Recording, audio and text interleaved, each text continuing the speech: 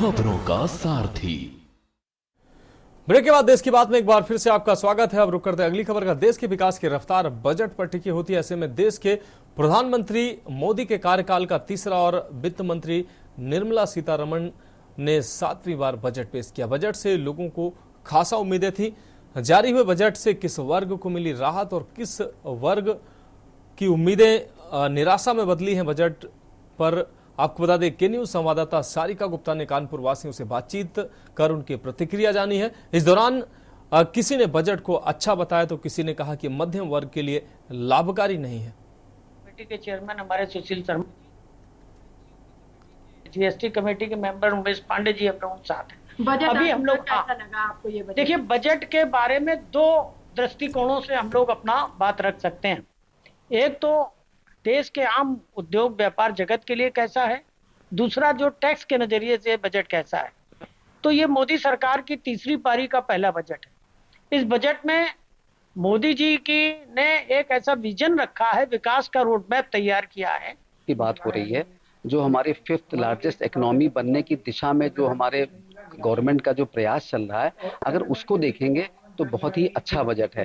युवाओं के लिए, महिलाओं के लिए, किसानों के लिए, इंफ्रास्ट्रक्चर के लिए, जो हमारे विदेशी इन्वेस्टर के पर जो एंजल टैक्स था वो पूरी तरह से हटा दिया है। थोड़ा सा कैपिटल गेन पे टैक्स बढ़ाया है। बहुत समय से डिमांड हो रही थी कि सैलरी वाले जो वेतनभोगी लोग हैं उनको कोई रिलीफ नहीं मिल रही है, लेकिन उनके लिए कुछ नई रिजीम में टैक्स रिबेट में कुछ किया है उन्होंने, जिससे कि 17,000 18,000 रुपए का उनको नेट में सैलरी वाले लोगों को टैक्स की बचत होगी। मोदी कार्यकाल में तीसरा और वित्त मंत्री सीतारमण ने आज अपना 7वां बजट पेश किया है। इस बजट से किसको आशा मिली है और किसकी आशा निराशा में बदल गई है, ये जानने के लिए हम कानपुर के कुछ लोगों के पास पहुंचे और उनसे बातचीत कर लेते हैं। सर, बजट आ गया है, ये बजट आपकी उम्मीदों पर कितना खरा उतरा है? देखिए, जहाँ तक बजट की बात है, ये बहुत ही अच्छा बजट है, देश के विकास में बजट है। और इस बजट की सबसे खास बात यह है कि किसानों के लिए, खेती बाड़ी के लिए जितना इस बजट में किया गया है, मैं समझता हूँ इससे पहले उतना नहीं किया गया। युवाओं के लिए रोजगार देने के लिए, उनके कौशल विकास को बढ़ावा देने के लिए जितने उपाय सरकार ने इस बजट में किए हैं, इससे पहले अगर ये विकास किए जाते तो हम समझते हैं कि आज उनकी सीटें 240 से जो है 340 शायद हो जाती। लेकिन इस बजट में जो उन्होंने किए हैं तो निश्चित रूप से इससे किसान और युवा, ये दो सेक्टर ऐसे हैं जिनको कि उन्होंने बहुत ही बढ़ावा दिया है। ये एक सरकार की अपनी प्राथमिकता होती है कि हमको किस क्षेत्र में अभी फिलहाल ज्यादा इन्वेस्टमेंट करना है।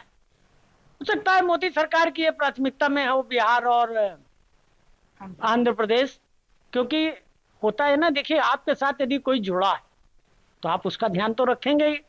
तो आंध्र प्रदेश भी जुड़ा है और बिहार भी जुड़ा है, बिहार में चुनाव आने वाले हैं। तो दोनों तरीके से जब हम, हमारे जो साथी हमसे जुड़े हैं, हम उनको जोड़ने का कुछ उपाय नहीं करेंगे तो कैसे जुड़े रहेंगे? देखिए, मैं चूंकि इंडस्ट्री को बिलोंग करता हूं, पर्टिकुलरली एमएसएमईज को, तो एमएसएमई के नज़रिए से मैं I am very sorry to say budget निराशाजनक है। कल ही वित्त मंत्री ने अपने आर्थिक सर्वेक्षण में कहा था तो देश की 30% इकोनॉमिकल ग्रोथ एमएसएमई से आती है, और आज के बजट में एमएसएमई को कल हम लोग बहुत उम्मीद कर रहे थे, जो उन्होंने इशारा किया था कि कुछ मिलेगा, लेकिन एमएसएमई के लिए ना कुछ भी नहीं मिला। और एमएसएमई कार्यशील पूंजी के संघर्ष से अभी भी कठिन संघर्ष से गुजर रहा है। तो उनके लिए ऐसी कोई, उन्होंने 15 मिनट भाषण में जरूर बात करी, लेकिन कोई राहत ऐसी एमएसएमई को अभी मिली नहीं। किसी के लिए ये अच्छा रहा है तो किसी के लिए निराशाजनक रहा है, लेकिन बजट को लेकर अभी भी लोगों की जो आशाएं हैं वो बढ़ती जा रही हैं, क्योंकि आने वाले समय में हो सकता है कि बजट मध्यम वर्ग के साथ साथ सभी वर्गों के लिए लाभदायक जारी किया जाए। कानपुर से के न्यूज के लिए सारिका गुप्ता की रिपोर्ट। अब रुक रही है अगली अहम खबर का। मोदी सरकार के तीसरे कार्यकाल का आज पहला बजट वित्त मंत्री निर्मला सीतारमण ने पेश किया है। बजट को लेकर के न्यूज ने कानपुर में कुछ महिलाओं से भी बातचीत की है। इस दौरान महिलाओं ने बजट पर मिली जुली प्रतिक्रिया दी है। महिलाओं ने कहा कि किसानों, युवाओं और महिलाओं को ध्यान में रखते हुए बजट पेश किया गया है। इसके साथ ही युवाओं के लिए अच्छा बजट दिया गया है। स्किल डेवलपमेंट, एमएसएमई के क्षेत्र में महिलाओं ने बजट को बेहतर बताया है। हालांकि महिलाओं ने कहा कि रोजमर्रा की चीजों पर इस बजट में इतनी राहत नहीं दी गई है। महिलाओं ने कहा कि देश के विकास के लिए बजट अच्छा है, इस बजट से लॉन्ग टर्म बेनिफिट दिख रहा है। 18वीं लोकसभा के गठन के बाद मोदी सरकार के तीसरी कार्यकाल का आज पहला बजट पेश किया गया है। इस वक्त हम मौजूद हैं कानपुर में, हमारे साथ कुछ महिलाएं हैं, उनसे बातचीत करेंगे बजट पर लेके। मैम, क्या नाम है आपका? मेरा नाम डॉक्टर सुभाषिनी खन्ना है। मैम, आज मोदी सरकार के तीसरे कार्यकाल का पहला बजट पेश हुआ है, किस तरीके का बजट लग रहा है, क्या कुछ कहेंगे आप? बजट में किसानों को, युवा को, महिलाओं को ध्यान रखते हुए बजट बनाया गया है, हमारे यूथ को ध्यान रखते हुए बजट बनाया गया है। और बजट में सबसे अच्छा है कि हमारा टैक्स स्लैब जो था उसको बढ़ा दिया गया है, तो कुछ अच्छाइयां हैं बजट के साथ जी। मैम, रोजगार की अगर बात की जाए तो आप किस तरीके से देख रही हैं, इस बजट में किस तरीके से राहत दी गई? रोजगार के लिए तो ये बजट काफी अच्छा है, क्योंकि जब हमारे युवा को काम मिलेगा, स्किल डेवलपमेंट में काम किया जाएगा, एमएसएमई के क्षेत्र में काम किया जाएगा, तो रोजगार के क्षेत्र में तो बहुत ही अच्छा है। और बाकी अगर हम ज्वेलरी की मार्केट में बात करें तो सोना चांदी प्लैटिनम के रेट गिरे हुए हैं, या फिर मोबाइल के रेट गिरे हुए हैं। और जो एक्सपोर्ट था हमारा, एग्रीकल्चर में जो चीजें एक्सपोर्ट होती थी, किसानों को राहत दी गई है। तो बाकी मिडिल क्लास के लिए तो ठीक है, बट इन क्षेत्रों में ज्यादा राहत दी गई है। ओवरऑल अगर बजट की बात की जाए किस तरह का लग रहा है आपको? ठीक है, रोजमर्रा की चीजों में उतनी राहत नहीं है जितनी होनी चाहिए थी, लेकिन फिर भी टैक्स स्लैब में रिलैक्सेशन हम लोग के लिए एक बहुत बड़ी चीज है। देखिए, इनका कहना है कि मिडिल क्लास के लिए उतनी राहत नहीं दी गई बजट में। हमारे साथ कुछ और लोग भी, उनसे बातचीत करेंगे। मैम, क्या नाम है आपका? ऋचा महेश्वरी। मैम, किस तरह का बजट लग रहा है आपको? बजट मतलब ठीक है, थोड़ा सा गृहिणियों को देखते हुए कि वो चीज नहीं हुई, लेकिन देश के विकास के लिए अच्छा है। जैसे युवाओं के लिए बहुत सोचा गया है इसमें, कि इसे उनका स्टार्टअप अपना शुरू कर से उसको बढ़ावा दिया गया है।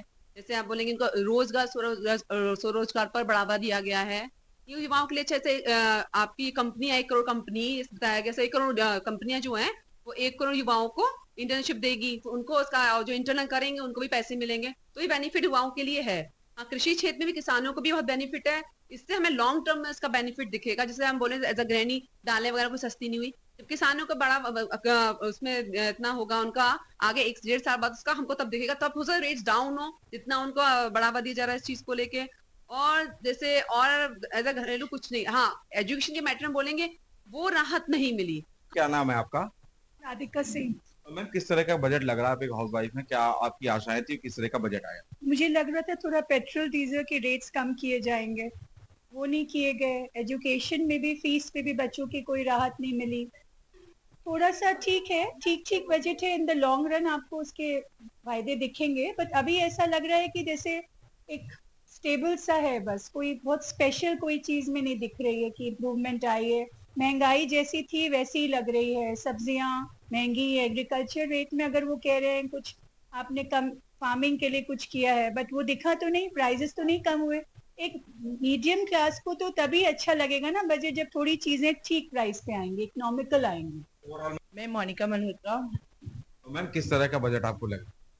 अगर मैं बजट को देखे अगर बात करती हूँ तो ठीक है। अगर हम मिडिल क्लास के ऊपर बजट का इफेक्ट बहुत ज्यादा आया है, because of last day before yesterday हमारे घर में सिलेंडर पे काफी इफेक्ट आया है। जो हमारे स्लम्स एरियाज के जो सिलेंडर्स को लेके जिनके घर में खाना बनता है उनको थोड़ी राहत आई है, और इलेक्ट्रिसिटी पे फर्क पड़ा है बजट को लेकर। और अगर हम बहुत ज्यादा बजट को लेकर अगर किसी चीज को कैरी ऑन कर सकते तो वो हमारे पैनल में नहीं है। और मेडिसिन पे इफेक्ट है, और मेडिसिन की तो छोड़िए, और भी कुछ चीजों को लेकर है कुछ। मैम, क्या नाम है आपका? मेरा नाम सुनीता गुप्ता है। मैम, किस तरह का बजट लग रहा है? आप एक हाउस वाइफ हैं, क्या आपकी आशाएं थी, कैसा बजट आया? बजट मिडिल क्लास के लिए तो सही लग रहा है, लेकिन उसमें मोबाइल और वो सोना वगैरह सस्ता हुआ है, और डिफेंस को सबसे बड़ी बात है बढ़ावा मिला। ये अपने देश के लिए बहुत अच्छा है, देश का नाम आगे बढ़ना है तो अच्छी बात है। और बाकी स्लैब में जो डिस्काउंट मिला है वो भी अच्छा ही है, लेकिन थोड़ा और बेटर हो सकता था, लेकिन ठीक है जैसा है। मोबाइल और सोना चांदी तो एक एक बार खरीदा जाता है, और कुछ क्या खास दिया है मिडिल क्लास को? और शिक्षा में तो वही बड़े डिग्री कॉलेज वालों को दिया गया है ना प्रोत्साहन, छोटे क्लासों को कोई भी वो नहीं दिया गया है, और डिडक्शन जो मिला वो अच्छा है। देखिए, हमारे साथ ये कुछ महिलाएं थी जिनकी बजट पर जो है मिली जुली प्रतिक्रिया सामने आई है। हालांकि कुछ लोगों का कहना है कि मिडिल क्लास फैमिली को इस बजट से कुछ राहत नहीं मिली। कानपुर से कौस्तुभ मिश्रा, के न्यूज़ इंडिया। अब अगली खबर की बात करते हैं। सीतापुर से अगली खबर है, जहां कांवड़ यात्रा निकालने को लेकर बीते दिन दोपहर, आपको बता दें, दोपहर में शुरू हुआ विवाद रात होते होते खूनी संघर्ष में तब्दील हो गया। कांवड़ यात्रा की तैयारियों के बीच हिस्ट्री शीटर ने आपत्ति जताई थी। हिस्ट्री शीटर ने सजावट के समय डीसीएम के सामने ट्रैक्टर खड़ा कर दिया। ट्रैक्टर खड़ा कर कांवड़ यात्रा रोकने का प्रयास भी किया। दोपहर में बहस के बाद शाम को अचानक मारपीट और देर रात होते होते इस विवाद में चली गोलियां भी चली थी। इस दौरान 2 लोग घायल भी हो गए। पीड़ित परिवार ने इलाके के एक पुलिसकर्मी पर संरक्षण देने का आरोप लगाया था।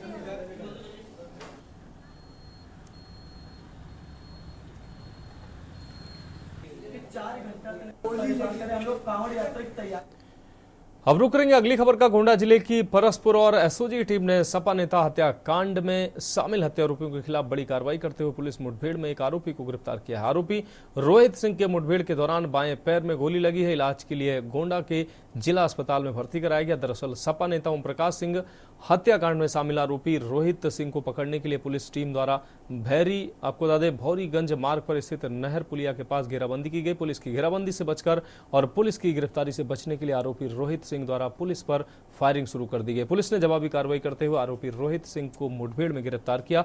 फरार और आरोपियों की गिरफ्तारी के लिए भी पुलिस टीमें लगातार दबिश दे रही हैं। थाना परसपुर क्षेत्र के कस्बा परसपुर में ओम प्रकाश सिंह नाम के एक व्यक्ति की 5 व्यक्तियों द्वारा हत्या कारित कर दी गई थी, जिसके संबंध में थाना परसपुर पर सुसंगत धाराओं में अभियोग पंजीकृत करते हुए एक नामजद आरोपी को परसपुर पुलिस द्वारा गिरफ्तार कर जेल भेजा गया है। शेष अभियुक्तों की गिरफ्तारी के प्रयास के क्रम में कल देर रात रोहित सिंह नाम का एक हत्यारोपी बदमाश जो इस मुकदमे में वांछित था, उसको पुलिस द्वारा गिरफ्तार करने हेतु जब घेराबंदी की गई तो बदमाश के द्वारा पुलिस पर फायरिंग कर दी गई। इसके जवाबी कार्रवाई में आत्मरक्षार्थ की गई फायरिंग में इस बदमाश को गोली लगी है, जिसे उपचार हेतु जिला अस्पताल लाकर भर्ती कराया गया है, जहां उसका उपचार चल रहा है। इस बदमाश के कब्जे से एक बिना नंबर प्लेट की मोटरसाइकिल, एक अवैध तमंचा, जिंदा व खोखा कारतूस बरामद हुआ है। परसपुर पुलिस द्वारा प्रकरण के संबंध में अग्रिम वैधानिक कार्रवाई की जा रही है। अब बढ़ेंगे अगली खबर की ओर। अगली खबर मथुरा से, जहां श्री कृष्ण जन्म स्थान शाही ईदगाह पर तैनात पीएसी जवान की गोली लगने से मौत हो गई है। थाना रिफाइनरी स्थित रांची बांगर में बने पीएसी कैंप में जवान की लाश मिली है। वहीं जवान की मौत की सूचना मिलते ही कैंप में हड़कंप मच गया।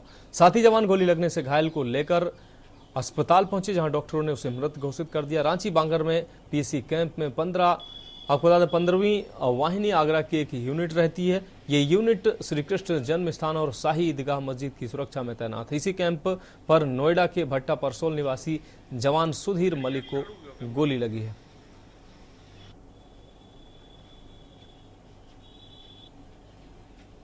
सिपाही थे, 15 बटालियन में तैनात थे। उनकी कंपनी यहाँ केजेस में ड्यूटी करने के लिए आई थी। रात को लगभग 1:30 बजे करीब में उनके जो इंचार्ज हैं प्लाटून कमांडर साहब ने फ़ोन किया था कि ऐसी घटना हुई है। उस जो इंजर्ड सिपाही था हॉस्पिटलाइज कराया गया। हॉस्पिटल द्वारा ड्यूरिंग ट्रीटमेंट उसकी डेथ हुई है। ये भट्टा परसौल गांव पड़ता है दमकौर में, वहाँ का रहने वाले हैं, नोएडा पड़ता है। ये बॉडी को पीएम पंचायतनामा पोस्टमार्टम करा करके उनको सम्मान के साथ में वहाँ घर भिजवा दिया गया है।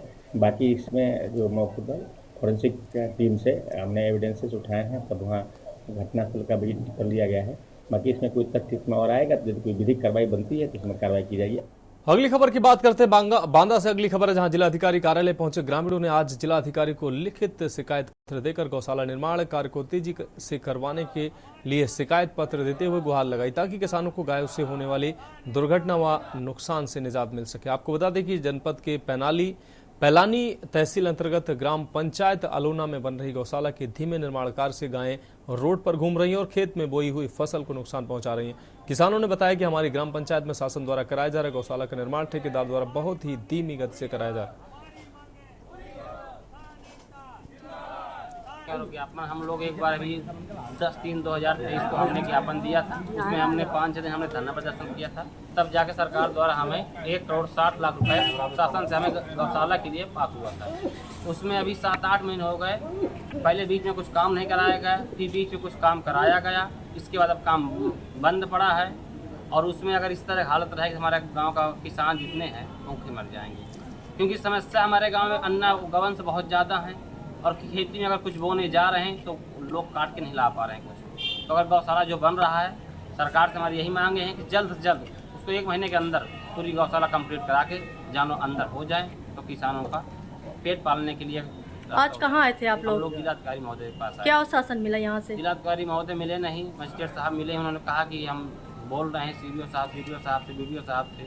अगर यहाँ से कोई सुनवाई नहीं हो रही तो क्या करेंगे आप लोग? किसान पूरे आंदोलन के लिए तैयार हैं। हम लोग आंदोलन प्रदर्शन करेंगे। इसके पहले और किए हैं? जी कई बार जी, जब किया था तभी हमारे लिए पैसा पास हुआ था शासन द्वारा, और पैसा 1,60,00,000 पास हो चुका है। 80,000 रुपये किस्त आ चुकी है, वो अभी 8-9 महीने पहले आ चुकी है। अभी?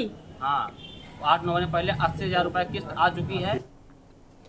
अगली खबर गाजीपुर से, जहां विकास भवन में एक कर्मचारी की अचानक मौत हो गई। विकास भवन में कृषि पर्यवेक्षक जितेंद्र त्रिपाठी की अचानक तबीयत बिगड़ने से मौत हो गई है। Jitendra Tripathi AR cooperative office में तैनात थे। वो रोज की तरह दफ्तर पहुंचे। वो विकास भवन की ऊपरी मंजिल पर जाने के लिए सीढ़ियां चढ़ रहे थे। इसी दौरान अचानक बेहोश होकर गिर पड़े। मौके पर ही उनकी मौत हो गई। बिल्डिंग की सीढ़ियां चढ़ते समय अचानक उनकी तबीयत बिगड़ने से कृषि पर्यवेक्षक की मौत के बाद पूरे विकास भवन में अफरा तफरी मच गई। उन्हें मेडिकल कॉलेज ले जाया गया, जहां डॉक्टरों ने उन्हें मृत घोषित कर दिया। फिलहाल उनके शव को पोस्टमार्टम के लिए मोर्चरी में भेज दिया गया।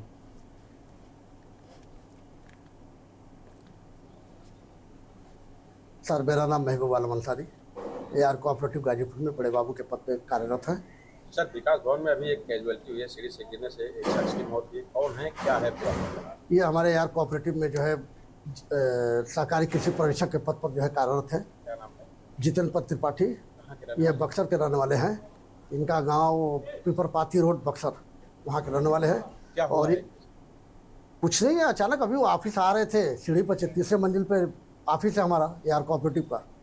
तो सीढ़ी पर चढ़े अपना, और उसके बाद जो है वो लास्ट फ्लोर पे जब गए तो हमारे एक चपरासी है वो ललिता देवी, उससे बोले कि मेरा बैग जो है, कानी में टांगे थे, तो बोले कि मेरा बैग जरा पकड़ो। वो अभी बैग पकड़ी थी, तब तक जो है वो वहीं पे गिर गए सीढ़ी पर। अगली खबर मुरादाबाद से है, जहां एक फैशन इंस्टीट्यूशन चलाने वाली महिला संचालक पर धर्मांतरण कराने की साजिश में शामिल होने के गंभीर आरोप लगे हैं। इंस्टीट्यूशन में पढ़ने वाली 2 महिलाओं ने लगाए हैं। दोनों हिंदू छात्राओं ने सोमवार को डीएम कार्यालय पहुंचकर मामले की शिकायत की। छात्राओं का कहना है कि लैक्मे एकेडमी की डायरेक्टर उन पर मुस्लिम युवकों से दोस्ती करने का प्रेशर बनाती हैं। वो कहती हैं कि मुस्लिम लड़कों से शादी करने में कोई दिक्कत नहीं है। मैं भी पहले हिंदू थी और मैंने एक मुसलमान से शादी की, और अब मैं हिंदू धर्म छोड़कर मुसलमान बन चुकी हूं और मुस्लिम परिवार में आज बहुत खुश हूं। डीएम के पास शिकायत लेकर गई छात्रा तानिया चौधरी और स्वाति पाल ने बताया कि लैक्मे फैशन इंस्टीट्यूशन में मेकअप, हेयर और स्किन ट्रीटमेंट सिखाया जाता है। इसके लिए कई अलग अलग कोर्स वहां चल रहे हैं। इसकी मालिक और डायरेक्टर सपना सिंह है, जो अब धर्मांतरण करके रक्षदा खान बन चुकी है। छात्राओं का कहना है कि एडमिशन के टाइम उन्हें बताया गया था कि एकेडमी में मांस, मछली आदि पूरी तरह से प्रतिबंधित है, लेकिन सच्चाई कुछ और ही निकली। लैक्मे एकेडमी की छात्रा हूँ। मैं वहाँ से स्किन और हेयर का कोर्स कर रही हूँ। मैंने वहाँ पे 1,25,000 रुपये वहाँ पे फीस दी थी, जो कि वहाँ पे मेरे को जो इस चीज़ के मैंने पैसे दिए थे उसे साइड में रख के मेरे को अलग ही ज्ञान दिया जा रहा है। हम सारे बच्चों को वहाँ पे हमें बोला जा रहा है, इस्लाम धर्म की बातें बताई जा रही हैं हमें। वहाँ पे हमें हिंदू मुस्लिम बच्चों में हिंदू बच्चों को साइड रखा जाता है, मुस्लिम बच्चों को ऊपर रखा जाता है। वहाँ पे हमें मुसलमान लड़कों से जोड़ा जा रहा है। ये है स्वाति, इसको क्या कहते हैं, इसका नाम, इसकी नवंबर में शादी है, तो इसको बोला जा रहा है कि एक लड़का है कि तू उससे भी शादी कर लेगी तो कोई दिक्कत नहीं है, क्योंकि वो पहले मुसलमान थी, वो हिंदू थी, बाद में उन्होंने कन्वर्टेड हुई हैं वो मुस्लिम में। तो हमें भी यही सलाह देती हैं वो कि क्या कहते हैं, बेटा कोई बात नहीं, अगर मुसलमान से भी तुम लोग शादी कर लोगे, बल्कि मैं तो शादीशुदा हूँ, फिर भी नाम जोड़ा जा रहा है। अब रुक करेंगे अगली खबर का। खबर सीतापुर से, जहां बाढ़ राहत बचाव में लगी पीएससी बल के दस्ते को सम्मानित करने और बाढ़ राहत बचाव के कार्यों का निरीक्षण करने एडीजी सुजीता पांडे, आपको बता दें एडीजी सुजीत पांडे पहुंचे। बिश्वा तहसील के खरोहा फायर स्टेशन को बेस कैंप बनाए द्वितीय वाहिनी बाढ़ राहत दल पीएससी के जवानों से भी उन्होंने मुलाकात की। बहराइच जनपद में सैकड़ों लोगों को द्वितीय वाहिनी पीएससी के जवानों ने बाढ़ से सुरक्षित बाहर निकाला था। वाहिनी के जवानों को प्रशस्ति पत्र देकर सम्मानित किया गया। इस दौरान एडीजी सुजात पांडे ने चहलारी घाट पुल पर भी वो पहुंचे, जहां उन्होंने निरीक्षण भी किया।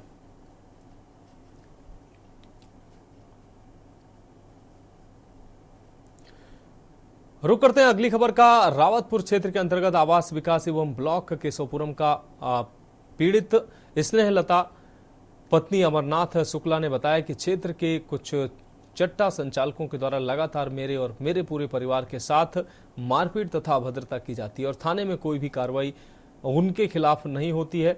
पीड़ित परिवार ने बताया कि स्थानीय दबंग जिनके नाम सुनील यादव तथा धर्मेंद्र पाल हैं, इनके द्वारा लगातार घर के अंदर अवैध रूप से चट्टा चलाया जा रहा है, जिससे निकलने वाली गंदगी को दबंगों द्वारा नालियों में बहाया जाता है और जानवरों के गोबर को एक जगह इकट्ठा करते हैं, जिससे उनमें कई कीड़े पड़ जाते हैं, कई बीमारियों को न्योता देते हैं। इसका विरोध करने पर दबंग सुनील यादव तथा धर्मेंद्र पाल ने हमारे घर पर कुछ लड़कों द्वारा पथराव भी करवाया, जिसमें धर्मेंद्र पाल का पुत्र अनुराग पाल भी था, जिसका हमारे पास वीडियो भी मौजूद है। उसी के ही अगले दिन मौका पाकर हमारे घर में घुसकर सुनील यादव, धर्मेंद्र पाल, अमन यादव, आकांक्षा यादव, अर्पित पाल तथा अंकित पाल, अभिषेक पाल, सुमित यादव, अनुराग पाल तथा कुछ अज्ञात लोग हमारे घर में घुसकर मारपीट और लूटपाट व जान से मारने का भी उन्होंने प्रयास किया। पीड़ित ने बताया कि ये लोग आपराधिक प्रवृत्ति के हैं, यदि कहीं भी इनकी शिकायत की जाए तो अपने राजनीतिक संबंधों द्वारा ये बच जाते हैं। जी, हमारा मामला ये है, हमारे घर के जस्ट बगल में ही धर्मेंद्र पाल, सुनील यादव, ये दो दबंग हैं, चट्टा चला रहे हैं। तो ये नाली से हमारी गंदगी निकलती है, तो हमने इनका विरोध किया। तो इन्होंने 25 तारीख की रात को हमारे घर में पथराव करवाया और 26 की रात को हमारे घर में ये सुनील यादव, धर्मेंद्र पाल, आकांक्षा यादव, अमन यादव, अंकित पाल, अर्पित पाल, सुमित यादव, अंकुश पाल, अंशु पाल, ये सब और कुछ अज्ञात लोग हमारे घर में घुस के महिलाओं से मारपीट की है और घसीटा भी है। चट्टे के 2 दरवाजे हैं, इन्होंने पीछे वाले लूटपाट भी इन लोगों ने की है और हमारे चट्टे के मतलब जस्ट इनके बगल में, हमारे बगल में चट्टा है, तो चट्टे के 2 दरवाजे इन्होंने पीछे वाले दरवाजे से आकर के मतलब महिलाओं को घसीटा है और मारा है। जी, क्षेत्रीय इनके यहाँ ये सुनील यादव थोड़ा सा किराए पर रखते हैं लोगों को। इनके यहाँ कुछ आपराधिक प्रवृत्ति के लोग भी रहते हैं और ये अपने घर में ऐसे ही लोग रखते हैं जो इनको सहारा दे सकें। अभी तक किसी तरह की शिकायत किसी बड़े? जी, हमने सीपी ऑफिस भी गया हूँ, मैं डीसीपी ऑफिस भी गया हूँ और डीएम ऑफिस भी गया हूँ।